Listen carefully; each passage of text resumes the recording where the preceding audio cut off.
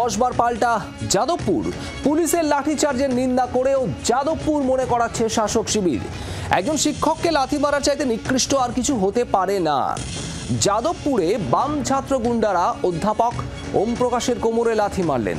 তখন সুশীল সমাজ চুপ ছিলেন কেন? পোস্ট তৃণমূল নেতা দেবাংশু ভট্টাচার্যের। তখন বিরোধীরা মুখ বন্ধ রেখেছিলেন কেন? লাথির কোনো প্রকারভেদ আছে? পোস্ট তৃণমূল নেতা দেবাংশু ভট্টাচার্যের।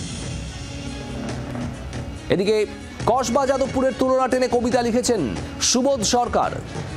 যাদবপুরে হয়নি জ্বালা, কসবাতেই জ্বালা। যাদবপুরে কোমরে মারা লাথিটা তবে লাথি নয়, কি করে তবে কসবাতেই সেই লাথিটা লাথি হয়? উল্লেখ সুবোধ সরকারের কবিতায়।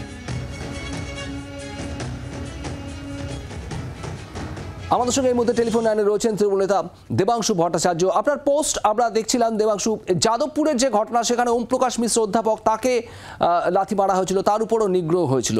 আপনার পোস্টের বক্তব্য একটু জানতে চাইবো। না, পোস্টের বক্তব্যটা খুব সহজ। দেখুন, পুলিশের কাজ অবশ্যই লাথি মারা নয়।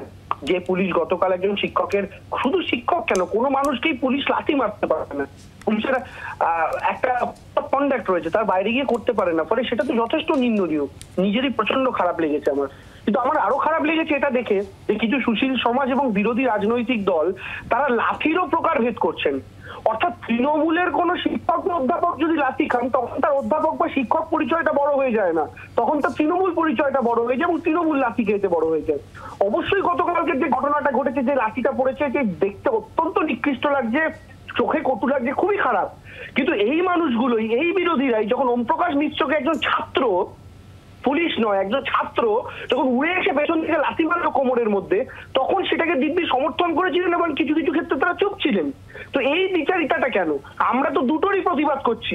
আমরা ওম প্রকাশ মিশ্রের বাম গুন্ডাদের লাথি মারা অধ্যাপককে লাথি মারা ছাত্রদের, সেটারও বিরোধিতা করছি, নিন্দা করছি।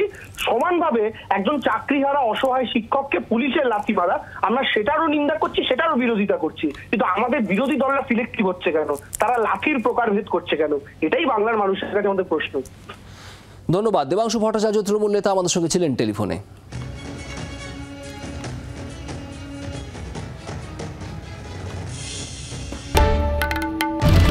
বাংলার আওয়াজ, বাঙালির আবেগ, জি 24 ঘন্টা।